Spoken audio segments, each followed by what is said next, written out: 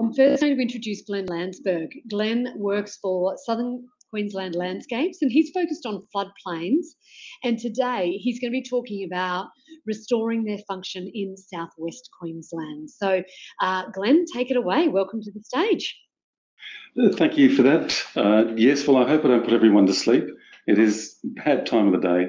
I don't normally try to condense this story into 20 minutes, so it might be a little bit of a sprint, but we'll see how we go. Hopefully it still makes sense. So why the floodplain and wetland focus? Where do we start in rangeland restoration? We can use similar approaches anywhere, but floodplains and wetlands are often the biggest bang for buck. Even in a drought, these areas may still have an accumulated flow of water over them that may often be measured in metres. Floodplain ecosystems are among the most productive landscapes on Earth, and we can look at this map here, this first satellite image, and for this property here, probably a good 2/3 of his place is a floodplain. And that puts quite a value on trying to get that functioning again. Now look at the second image, which has just got a seasonal bare ground image layer on it, and that's for September, November last year. And he had average rainfall, and we can see quite clearly how little of his property is actually functioning. Every property and landscape is different and needs a different approach. Rarely do we see the same repair work twice, as there's always tweaking to get the right fit. In looking at repairing landscapes, we get the old detective gear on and try to work out what was the country capable of historically. How productive was it? We know that from early records, these rangelands had suffered ridiculously large stocking rates, a clear indicator of how productive they had been. Recognising that there are a lot of things happening under the ground is an important part of that. And this is a great piece of research by microbiologist Dr. David Johnson. And it just shows the efficiency of carbon flow to plant biomass and where a plant puts its energy. Now, when that microbiome's not working, then only 3% of that plant's energy is going into what we need for agriculture, into the leaf mass, into the roots, and into the fruiting bodies. The rest of that plant's energy is getting pumped into the ground as a rule to try and stimulate that microbiome. Now, when we get that microbiome working properly, 56% of that plant's energy is suddenly going into what we need, into root mass, plant growth, and the fruiting body. Unfortunately, the bulk of our conventional agriculture system is up close to those original pie graphs. We can see there.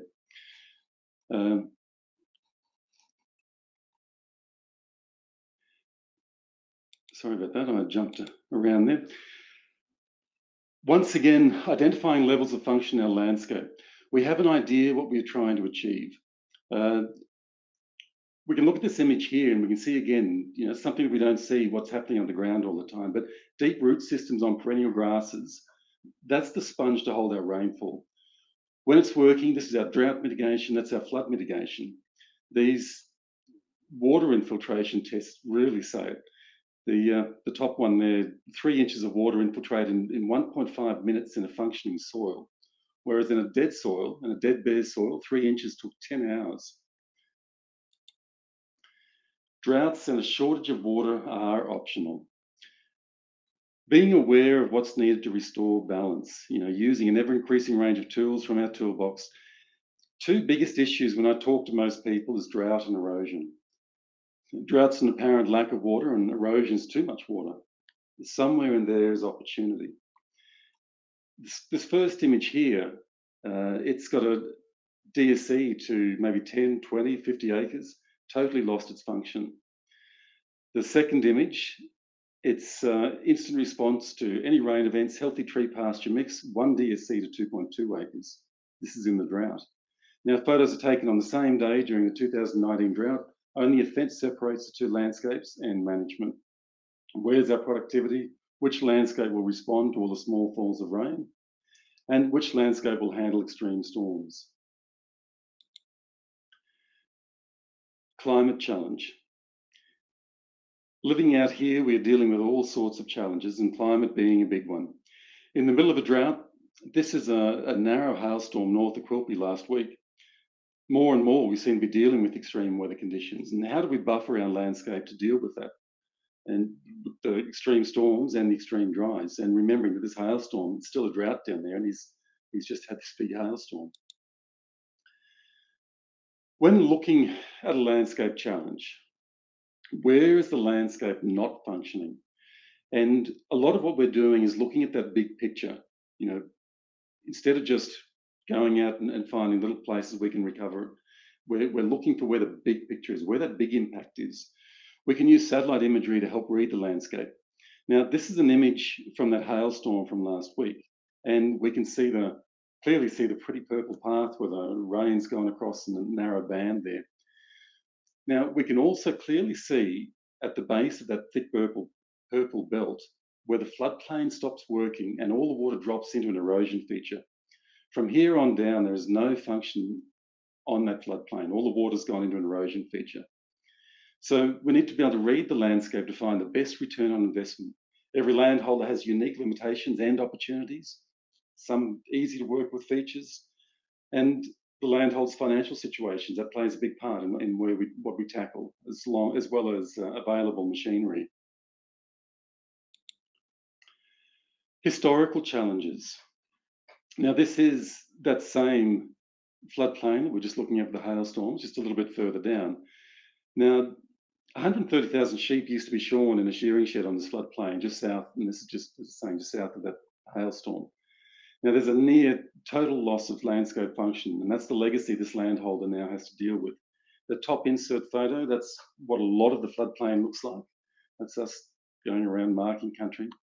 And the bottom photo is an interesting thing because there are certain sections on that floodplain where it is still functioning. As we can see that Mitchell grass, or Mitchell grass and blue bush, it was a very, very healthy landscape. Using tools from the toolbox. We don't always need mechanical intervention. Aiming for good ground cover to be rain ready. We can use herd impact as a tool to trample a portion of our veg matter for soil armour, nutrient cycle, reduce hot fire risk and increase plant diversity. The toolbox is always expanding as we learn. Where these landscapes were and are functioning, they have evolved to weather droughts and floods, bare ripples of a normal season. We've just got to get them functioning again. Working with landholders to plan mechanical intervention. You know, sometimes a lot of country is to the point where it can't fix itself any longer. It doesn't matter if we walk away and leave it. It's gone past and into a tipping point of lower ecological function, and without human intervention, it's not going to recover. Money is tight. We have to use whatever tools and equipment are available to most landholders. We have had some funding for demonstration sites, which has been a fantastic start. We're also using innovation to develop very cost-effective methods, and then we tweak construction techniques to suit the landscape. Targeted works. Once again, we're on that same floodplain below the hailstorm. We'd already marked out some works here, and there's about 30 kilometres of spreader banks and other things happening on here. In this section of the floodplain, we don't want to put extra water back on it yet. It's not in a state where it's capable to take that. Extra water will just do more damage. So at this stage, we're just trying to get it functioning again with the water, the rainfall that lands on it. Once that's functioning, once it's grassed over, then we can afford to go up a little bit further upstream and tip some of that water out of that erosion feature and back into that. So, you know, we have to accept that we can't restore it all in one go, but you know, we're also spreading water over a massive area and just generally slowing the flow, taking that velocity out of it, that damaging velocity, and looking at large landscape pictures. This is another project site over 2 properties where 40 kilometres of floodplain has simply lost its function from an abandoned bore drain. So we've got a satellite image on both sides, and it's had a water layer put on it. So we can see where a storm went in March this year. Now, the photo's in the centre. That's on the top property, there's an abandoned bore drain, and that's the size of it up there on that floodplain. Now, once we get down to the next property, that's the size what goes to the next property. It's eroded to that depth there. And this is just a man-made abandoned bore drain that was left to flow down a floodplain, and now it's lost its function. It's eroding deeper. By the time we get halfway down that second property, that erosion is so deep It's deeper than the height of a vehicle. They've had to put a stone crossing over it for an access road. And you could probably park a truck in there. You can see the exposed roots would be draining an enormous amount of water off that floodplain. We can see that. We look at this second image here, second satellite image where I've blown it up. We can see where that water suddenly falls off the floodplain and into that erosion feature. That floodplain in a lot of places is about 2K wide. The landholder in that second property is only trying to run 450 head of cattle on 31,000 hectares. His best rain after 10 years of drought and 4,000 hectares of what should be his most productive country has just missed out on the flood because of this eroded bore drain. So many of the erosion features that we deal with start from old roads, fence lines, stock pads, and old seismic lines. Where that water's spreading out at the top, we've actually, on the top landholder, or the upstream landholder, we've actually done quite a lot of work spreading that out of that erosion feature, and that's just how graphic it is when you get it working. All different scales of operation, whatever we can get our hands on, whatever people have got to work with, that's what we'll go with. Sometimes we don't work in the best area or on an erosion thing that's going to give the best results, but it might simply be that it's in a holding paddock that they can lock up. That management is critical to the whole success of it. So we have to work with the landholders to what they can make happen. Making the most of all techniques, all cheap and simple, but once again, landscape scale, and working with the landholders to work out what that is. Just add water. 21 millimetre storm beginning of this year on over 20 kilometres spreader banks on another project site. Normally, this water would have disappeared down erosion features in 15 minutes. The landholder is saying now the water takes many hours to navigate its way through a maze of spreader banks. And if you look closely there, you can actually just make out, if I can find the mouse, these banks, they're quite a way apart, and these are just spreader banks across the whole system, the whole way down that big floodplain. There's about 20 kilometres of those spreader banks, and took 2 days to survey them in. And the landholder dry hired a grader. Now he only spent 13 hours on that grader, putting them in. So it's $1,300 is what it cost him with the grader hire. It worked really well, but in saying that, he could have spent twice as long. He could have made the banks a bit bigger. They worked fine, but with time, it's going to be an issue. Drought resilience, reimagine, recreate, and restore. That bare ground was back to this in a matter of months, just doing targeted works. Some of it's keeping water off some damaged country. This landholder was so inspired by these results, he bought more damaged country. He now has hope, vision, and a big smile. And that's happened in 5 months. That feed in the second, it's the same site. That feed in the second photo, that's Mitchell grasses, there's blue bush, there's all sorts of diversity within that. And that only happened in 5 months. We can see that the country that we did it on was rain ready though. It wasn't completely damaged. We just took water that was bio-washing around a big dam and just flicked it back out on the floodplain. And that country just really fired. So I don't want to get hung up on the design of features. This one's very different. We carted the water out a fair way before we let it on one side of the bank, before we let it come back on the other side of the bank. So everything's made up and analysed on site. Everything's different. Here, different techniques for different areas. Collaborative information sharing among landholders. They tackle watershed scale issues across several properties. People upstream slowing damaging floods so that those downstream can safely address their own issues. After such a long drought, there was plenty of dead timber, and so with this one here, we actually went with timber windrows to slow the flow. And this was the rain on that afterwards. There were, I can't remember now, 7 or 8 of those windrows strategically placed, and they just slowed that flow. And after the storm, the first storm on it, it was just instantaneous. You could see the water was forced out of the little erosion features and back over the whole floodplain. It's very shallow, and because that country's so flat, you can impact it for kilometres just simply be upstream of where a works is, because of the water in front of it can't get away. So it takes a lot longer for that water to go through. It still all goes through, but it takes a lot more time. And it drops all the silt, all the rubbish, all the nutrients are left on the floodplain where they should be. There were 6,500 hectares directly impacted just on that site. The damaging floodwater slowed. It's just restoring natural function. The landowner was so blown away by the massive wildlife when these wetlands had water in them. He said he'd never seen anything like it. There's another lady a little bit further downstream from there, and there was some bigger floods earlier or the year before, and she had everyone in the district got together and helped to shift everything.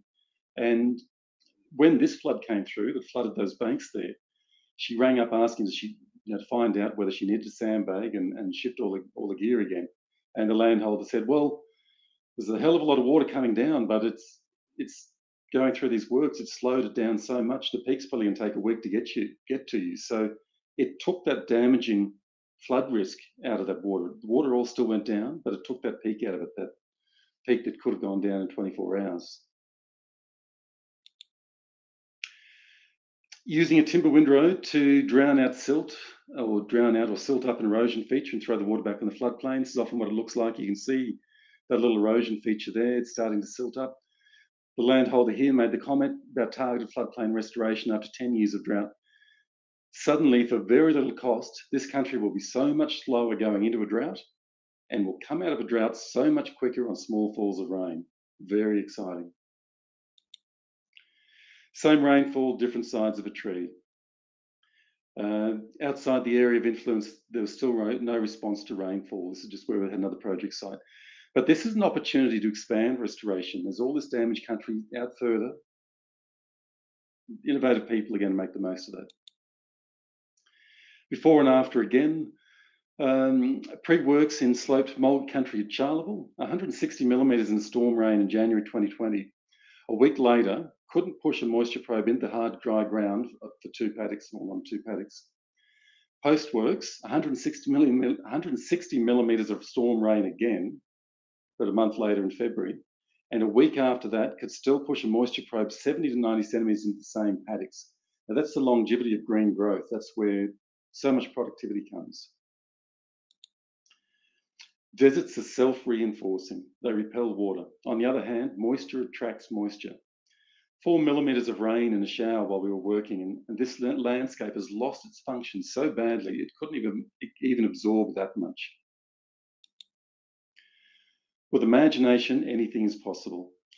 The use of a leaky weir where water was eroding around a dam bank, and suddenly we had a wetland.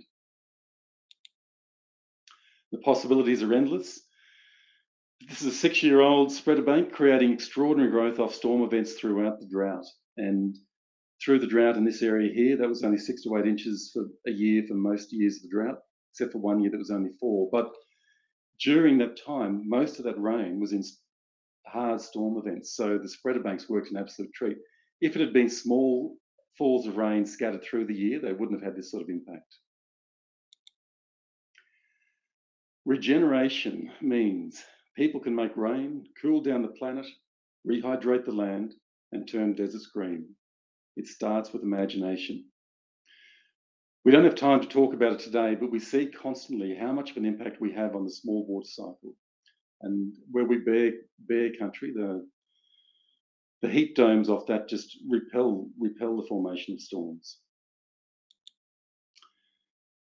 So I'm actually wrapping up, and these are my thank you photos. And I love storms. We couldn't decide which of these two local photos to finish with, and thought maybe you might like to have a poll on which is the best one.